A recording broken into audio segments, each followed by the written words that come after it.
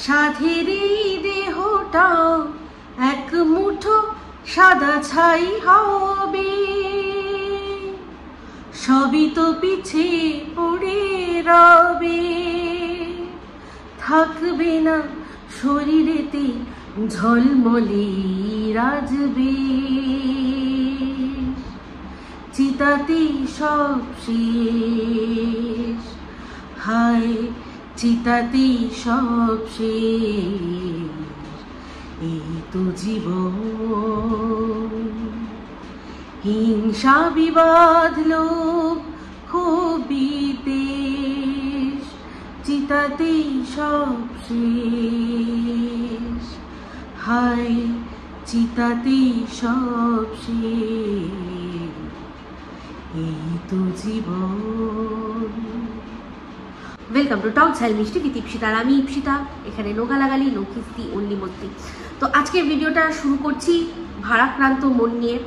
গুজরাটে যে ঘটনাটা ঘটেছে, যে দুর্ঘটনা বিমান দুর্ঘটনা, সেখানে যারা সেই দুর্ঘটনায় আর কি প্রত্যক্ষভাবে আর পরোক্ষভাবে যারা তাদের প্রাণ নাশ হলো, চিতা নিজের থেকেই সেজে গেল। জানি না নতুন করে চিতায় তোলার মতো আর কিছু থাকবে কি থাকবে না, এরকম একটা ভয়ানক বিষয় হলো। তাদের জীবন একরকমভাবে চলছিল, দেখুন হঠাৎ করে কোথায় যেন থেমে গেল না। তাদের পরিবারের যারা রয়ে গেছে, যারা চলে গেছে তারা তো চলে গেছে, যারা রয়ে গেছে তাদের সব হিসেব যেন কোথায় একটা তালগোল পাকিয়ে গেল, তাই না? সেগুলো যতক্ষণ চিন্তা করছিলাম, সত্যি বলছি মনটা ভারাক্রান্ত হয়ে রয়েছে। আমি অল্পতেই খুব এফেক্টেড হই, এইসব জিনিসগুলো আমাকে না ভীষণ ভাবায়, ভীষণ চিন্তা করি আমি যে কি হলো। যারা আহমেদাবাদ থেকে তারা লন্ডন যাচ্ছিল, তার মধ্যে পর্তুগিজের ছিল, যাত্রী ছিল, যা লিস্ট দেখলাম। ওখানে সদ্যজাত বাচ্চা ছিল, শিশু ছিল, কানাডার মানুষ ছিলেন একজন, মনে হয় কানাডার একজন ওখানকার আর কি একজন সিটিজেন, তারপর হচ্ছে গিয়ে ব্রিটিশ সিটিজেন ছিলেন অনেকে। তো তারা যখন প্লেনে উঠেছিলেন তখন কি জানতেন যে প্লেনে উঠেই তারপর তাদের কি পরিণতি হবে? কি ভয়ানক এই যে দুর্ঘটনাটা হয়েছে। যারা আর কি এই এভিয়েশন ইন্ডাস্ট্রিতে আছেন তারা মোটামুটি জানেন যে কি ভয়ানক বিষয়। এরকম ভয়ানক প্লেন দুর্ঘটনা হয়নি বলবো না, আরও অনেক হয়েছে, কিন্তু আমাদের ভারতবর্ষের ইতিহাসে এটা একটা মনে হয় রিমার্কেবল ইনসিডেন্ট হয়ে রইল।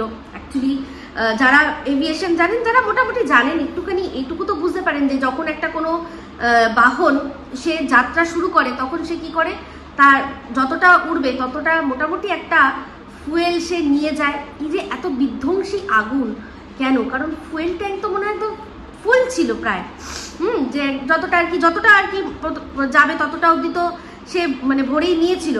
তো ডিরেক্ট ছিল কিনা জানি না, ডিরেক্ট ফ্লাইট কিনা না কোথাও লেআউট ছিল দাঁড়িয়ে তারপর যাবে কিনা জানি না, কিন্তু তার ফুয়েলটা একটু অনেকটাই ফুয়েল ছিল, সেই জন্যই আগুন, এত বিধ্বংসী আগুন।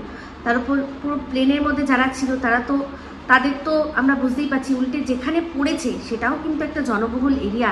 তাদেরও হঠাৎ করে মাথায় যেরকমভাবে বলে না আকাশ ভেঙে পড়লো, তো সেই আকাশ থেকে আকাশের যান এরকমভাবে ভেঙে পড়বে জাস্ট ভাবতেই পারেনি তারা। হয়তো তাদের মধ্যে কিছু মানুষ তখনও নিজেদের কাজের কর্মে ব্যস্ত, তাদের জীবনটা পুরো অস্তব্যস্ত হয়ে গেল, তাই না?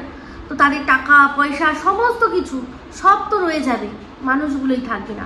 এইগুলো চিন্তা করছিলাম। তো এই দুর্ঘটনার থেকে যারা প্রত্যক্ষ বা পরোক্ষভাবে তাদের জীবনহানি হয়েছে তাদের আত্মার শান্তি কামনা করছি। আর তাদের যারা রয়ে গেছে, তাদের পরিজন, তারা যেন এই শোকটা সইবার শক্তি ভগবান তাদের দেন, উপরওয়ালা তাদের দেন, সেটার জন্য প্রার্থনা করছি। তো চলে আসি এবার ভিডিওর মধ্যে। তো এই যে মানুষের জীবনে কখন আজ আছে কখন কি হবে কেউ বলতে পারে না, তাই না? তো শুধুমাত্র এই যে ছোট ছোট বাচ্চাগুলো, তাদের কি কোনো এখন যদি বলা হয় যে তাদের কি কোনো কর্মফল এমন ছিল যার জন্য এই পরিণতি হয়েছিল? না। যারা মোটামুটি গীতা বা জানেন বা যারা ঈশ্বরের পথ জানেন তারা কিন্তু জানেন কর্মা তো অবশ্যই আছে, কিন্তু সব সব কর্মাই কিন্তু যে তাদের নিজের ডাইরেক্টলি তার কর্মের জন্যই সে ফল পাবে সেরকম কিন্তু নয়।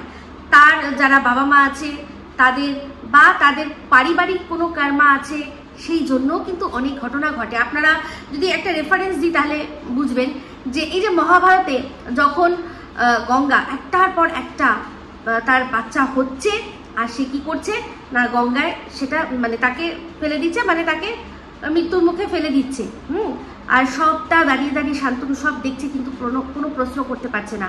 এই যে বাচ্চাগুলো সদ্যজাত বাচ্চাগুলোকে আর কি জলে মানে গঙ্গায় ফেলে দেওয়া হয়েছিল জন্ম দিয়েই, সেটা কিন্তু একটা পূর্ব পরিকল্পিত কোনো এক কারণে। কারণ এই যাদের আর কি গঙ্গায় দান মানে ফেলে দেওয়া হয়েছিল তারা সব অষ্টবসু, তারা কোনো এক অভিশাপ পেয়েছিল যার জন্য তাদের মর্তলোকে জন্ম নিয়ে তারপরেই সেখান থেকে মৃত্যু হলে তখন কি হবে, তারা আবার এই অভিশাপটা থেকে মুক্তি পাবে। তো সেই জন্য এই জিনিসটা হয়েছিল। তো সেই রকম অনেক কিছু থাকে, ছোট বাচ্চা তাদের সাথে কিছু হচ্ছে তার মানে কি তার কর্মা নয়, সেরকম তার কর্মা নয়, সে হয়তো কোনো একটা বড় কোনো বিষয়ের একটা ছোট্ট হিস্সা যেটা কিনা আমরা এমনি বুঝতে পারি না। তো যাই হোক, এগুলো নিয়ে একটু মোটামুটি চর্চা আছে, তাই জন্যই আমি জানি, এগুলো বোঝার চেষ্টা করি। তো চলে আসছি এখন ভিডিওর মধ্যে। তো ভিডিওর মধ্যে এখন বলবো যে হট টপিক যে হয়ে উঠেছে কে না এই সুতো। তো সুতোর একটা ভিডিও দেখলাম যেটা কিনা ও মারিয়াকে নিয়ে করেছে ওর গিফট পাওয়া নিয়ে। তো এই যে গিফট পাওয়া নিয়ে আমি কদিন আগেই বলছিলাম না যে এই যে যারা গিফট দেন তারা কি মনে করে গিফট দেন, মানে তাদের রেকগনাইজেশন হবে, তাদের গিফটটা নিয়ে যাকে দিচ্ছেন সে বলবে, এগুলো তো সমস্ত কিছু যে দিচ্ছেন বা যারা দিচ্ছেন তারা আগের থেকে বলতে পারেন। আবার কিছু মানুষ তো আছে যারা কিনা গিফট দিয়ে মানুষের জীবন নিয়ন্ত্রণ করে, যেমন কিনা দেখেছি আমরা এই পাশের দেশ থেকে সন্দীপকে গিফট যে দিয়েছিল শুনেছি সে তাকে শাসনের মধ্যে রাখতে চেয়েছিল, তার কথা অনুযায়ী চলতে হবে, সে যেরকম ভাবে বলবে সেরকম ভাবেই চলতে হবে। যদি চলতে পেরেছো তো ভালো, আরো এরকম অনেক গিফট পাবে, না হলে কি হবে পাশের দেশ থেকে একজনকে বলিয়েছে গিফট ফেরত দিয়ে দাও। যদিও সন্দীপ না গিফট চেয়েছে না গিফট সে হাত পেতে নিজে তার থেকে ডাইরেক্টলি নিয়েছে, অন্য একজনের থ্রু দিয়ে নিয়েছে। তো এই যে আজকে সুতো মারিয়াকে কভার আপ করতে গিয়ে বলছে যে ও তো গিফট চায়নি, তাহলে সন্দীপও তো গিফট চায়নি, তাহলে সন্দীপের বেলায় সেটা দিনের পর দিন কি হয়ে গেছে না ভিক্ষার দান বলে গেছে। তাহলে এখানেও তো মারিয়াকে যে দিয়েছে সেও তো দান করেছে, তাই না? আমি একটাই জিনিস মনে করি যে গিফট আর মানে যে গিফটের যে একটা ইন্টেন্সিটি সেটা কিন্তু একটা মোটামুটি জায়গায় থাকা উচিত, যেটা কিনা সম্মানের আর কি মতো। আজকে আমারও এরকম ইউটিউবে অনেকের সাথে বন্ধুত্ব হয়েছে, তারা আমাকে গিফট দিয়েছে, আমি সেগুলো নিয়েছি। যারা বলেছে যে হ্যাঁ বলবে কোনো ব্যাপার না, বেশিরভাগই যারা আছে তারা ওরকম কোনো ব্যাপার না, গুপ্ত দানের ব্যাপার না, তারা সবাই বলেছে হ্যাঁ দেখাতে পারো, কোনো ব্যাপার না, বান্ধবীকে দিচ্ছি এমনকি কোনো ব্যাপার নাকি, আমার ছেলে মেয়েকে গিফট দিয়েছে খেলনা এই সবগুলো চকলেট খাবার যা হোক যেটা হোক হোয়াট এভার, সেইটা একটা লিমিটের মধ্যেই রাখা উচিত। কিন্তু তুমি যদি এমন দামি জিনিস নাও সেক্ষেত্রে তাদের হয়তো এটা মাথায় আসতেও পারে যে আচ্ছা আমি একটা জিনিস দিলাম, ওই একবার একটা সৌজন্য বোধ দেখিয়ে বললো তো না। তো যাই হোক, বিষয়টা আপনারা সবাই মারিয়ার বিষয়টা জেনে গেছেন, সেই নিয়ে আমি বেশি আলোচনা করছি না, কিন্তু আলোচনা করব সন্দীপের বিষয়টা নিয়ে।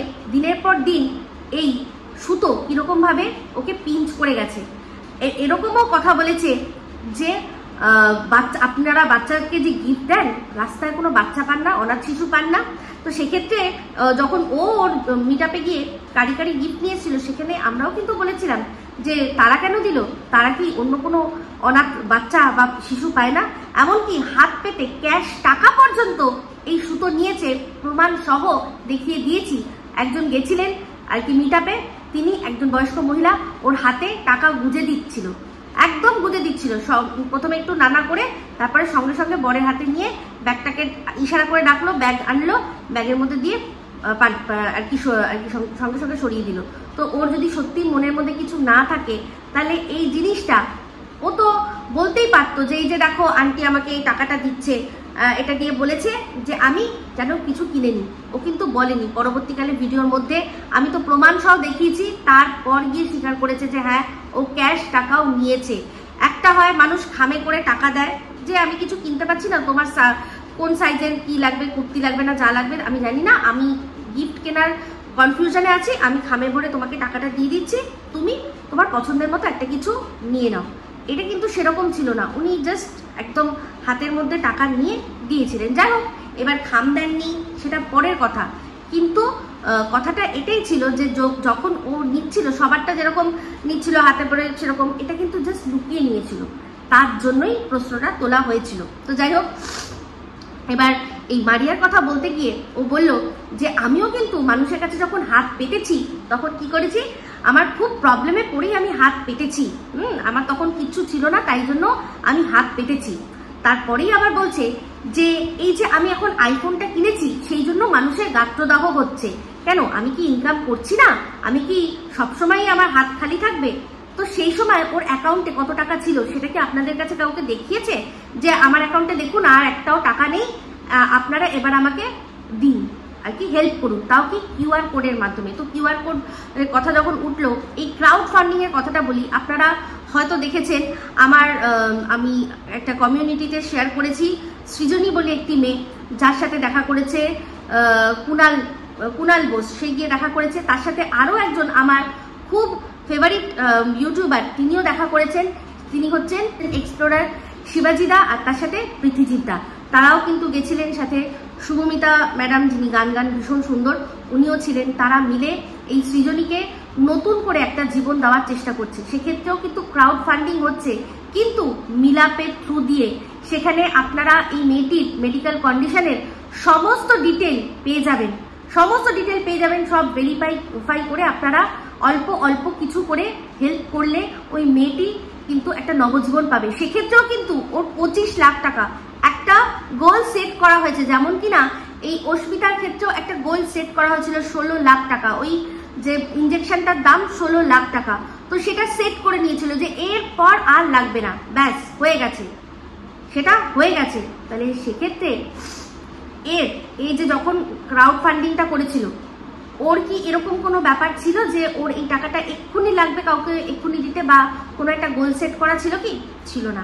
তো ও ইললিগাল ভাবে ক্রাউড ফান্ডিং করেছে, যে ও যেভাবে টাকাটা আর কি পাবলিক ফোরাম থেকে তুলেছে সেটা সম্পূর্ণ ইললিগাল, কারণ ক্রাউড ফান্ডিং এর একটা প্রসেস থাকে, যেটা আমাদের কনস্টিটিউশনেও সমস্ত সুন্দর করে দেওয়া আছে, সেটা নিয়ে বলা আছে, আইনের বইতেও বলা আছে যে তুমি ঠিক কিভাবে করতে পারো ক্রাউড ফান্ডিং। এরকম ভাবে দুম করে তুমি এই মানুষের কাছ থেকে টাকা তুলতে পারো না তোমার পার্সোনাল ইউজের জন্য।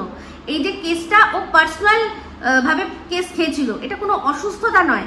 তো সেই কেসে যদি হারে তখন গিয়ে 25 লাখ টাকা লাগবে বলেছিল, তাহলে কেস এখনো চলছে, কিন্তু তার সত্ত্বেও ও টাকা তুলে নিয়েছে। তো এই যে ও বললো যে আমি এখন যে আইফোন কিনেছি, তো আমি তো ইনকামও করছি, আমি 4টে করে ভিডিও দিচ্ছি, তো সে সময়ও তো ও 3টে করে ভিডিও দিচ্ছিল। তা কি এমন টাকা খরচা হয়েছে যার জন্য ও মানুষের কাছে হাত পাততে হয়েছে ওর?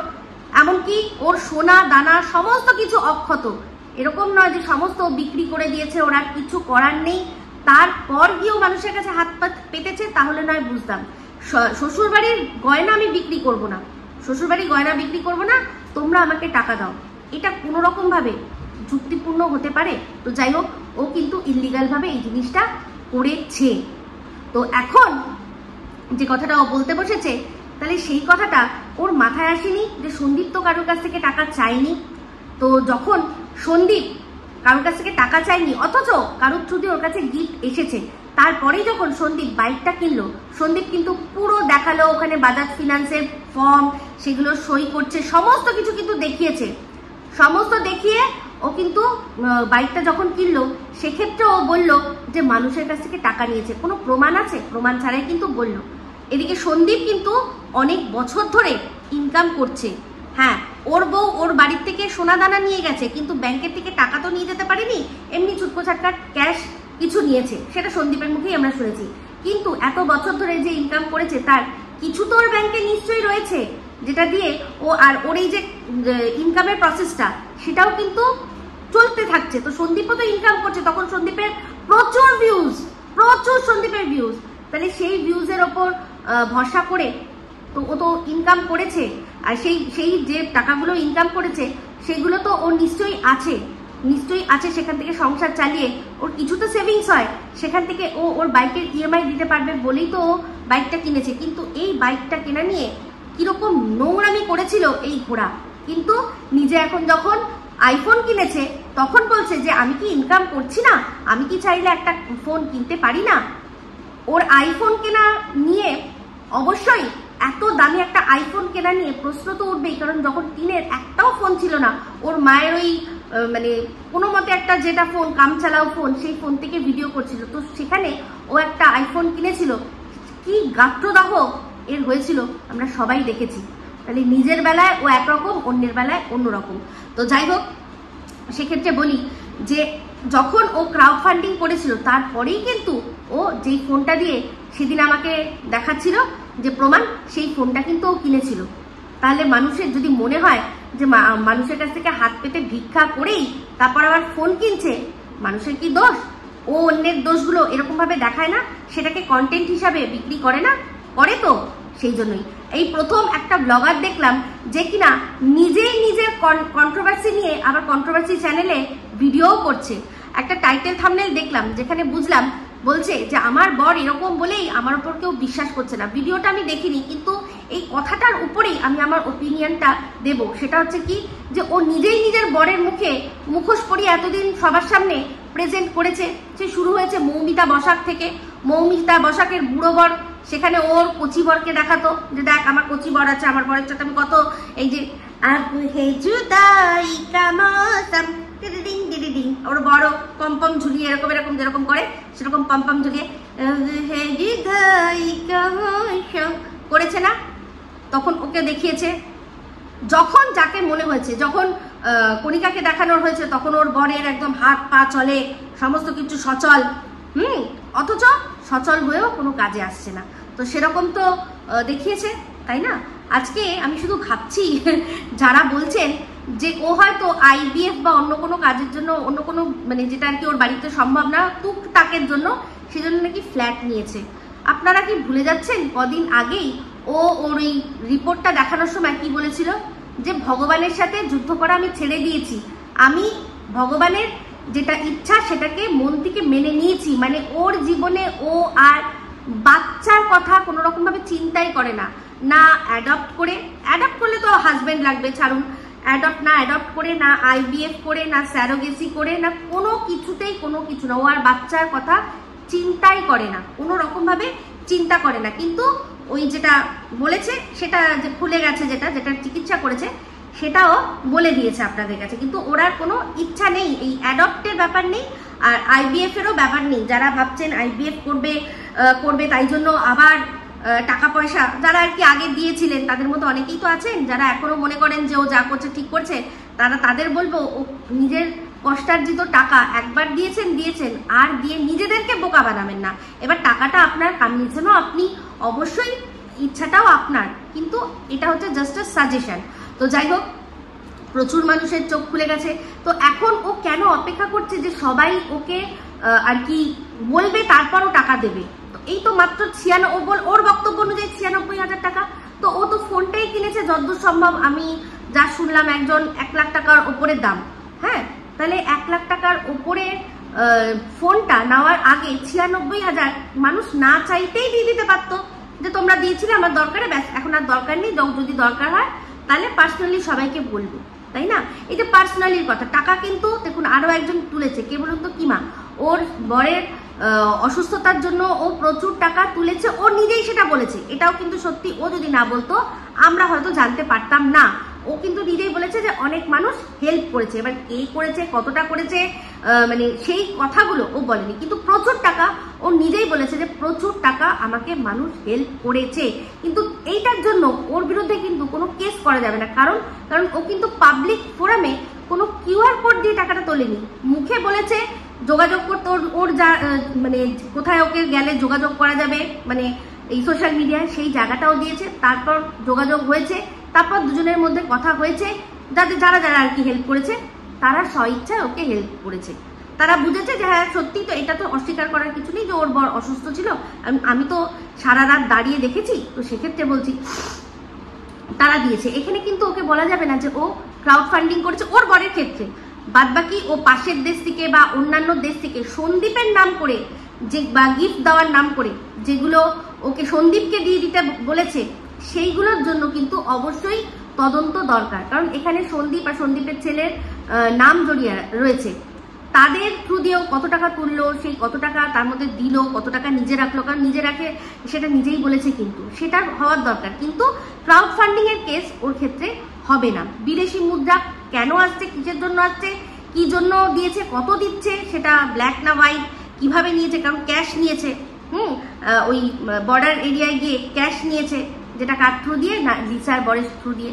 তাহলে সেগুলো একবার আমরা জেনেছি এরকম, তারপর ওই ভদ্র মানে যে আর কি দিয়েছে সে লিসার বরকে মানে লিসার বরকে তারপর পাত্তা কাট করে দিয়েছে, তারপর অন্য কোনো ব্যক্তি দিয়ে আবারও পাঠিয়েছে কিনা এদেশে, সেগুলো কিন্তু জানার দরকার আছে। আর সেই যে নোটগুলো, সেগুলো সত্যি মানে আসল নোট নাকি জাল নোট, আমরা ইউ নেভার নো। আমাদের দেশে জাল নোটের তো পুরো চারদিকে মানে ছড়িয়েছে, তাহলে কোনো না কোনোভাবে তো জাল নোটটা আসছে। আর আসছে সেগুলো বর্ডার পার থেকে, কখনো পাকিস্তান থেকে, কখনো বাংলাদেশ থেকে, এরকম জায়গা থেকে, এইসব জায়গা থেকেই তো আসছে। তাহলে সেই রকম যেগুলো আমরা খবরে শুনছি, এগুলো আমরা জানছি কি করে, খবরে শুনছি।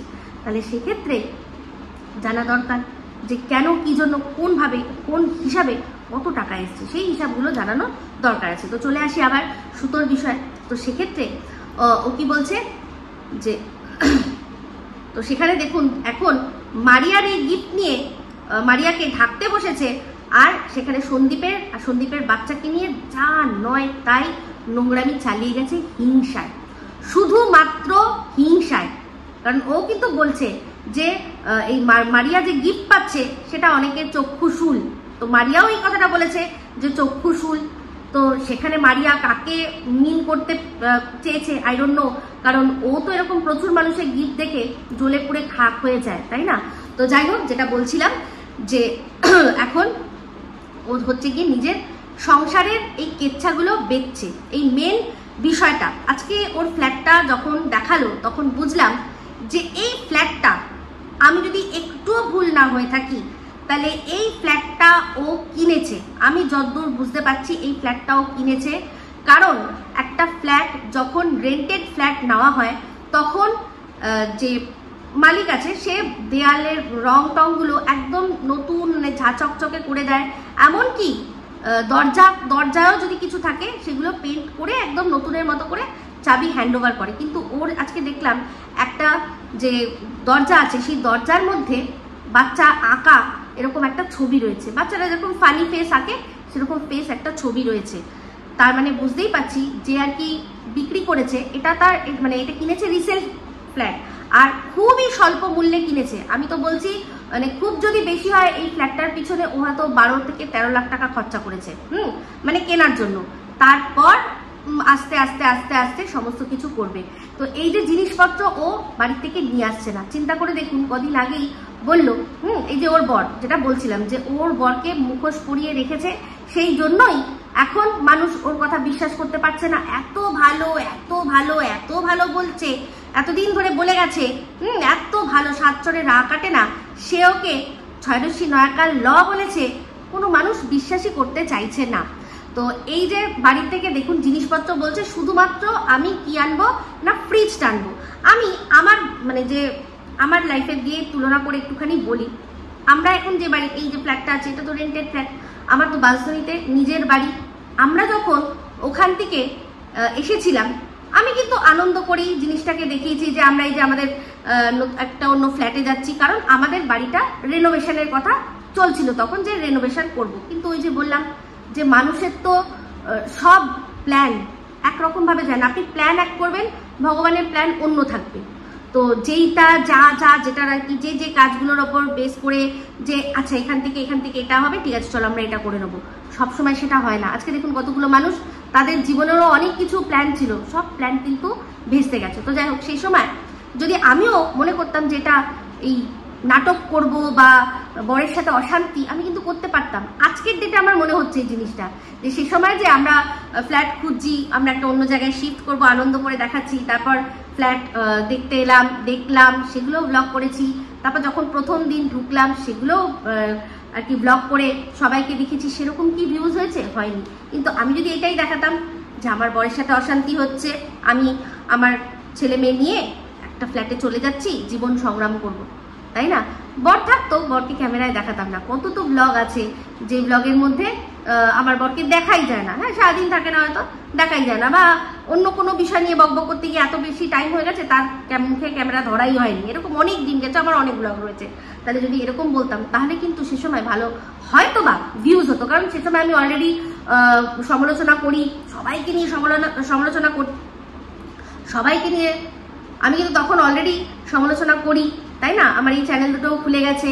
তাহলে সেই সময় আমি যেহেতু অন্যের সমালোচনা করি, এবার আমার এরকম বরের সাথে অশান্তি হচ্ছে, লোকে কিন্তু একদম মানে বেশ ভালো করে দেখতে আসতো, হয়তো গালাগালিও দিত যে ভালো হয়েছে, অন্যকে নিয়ে বলিস না, দেখ এবার তোর সংসার ভেঙে গেল।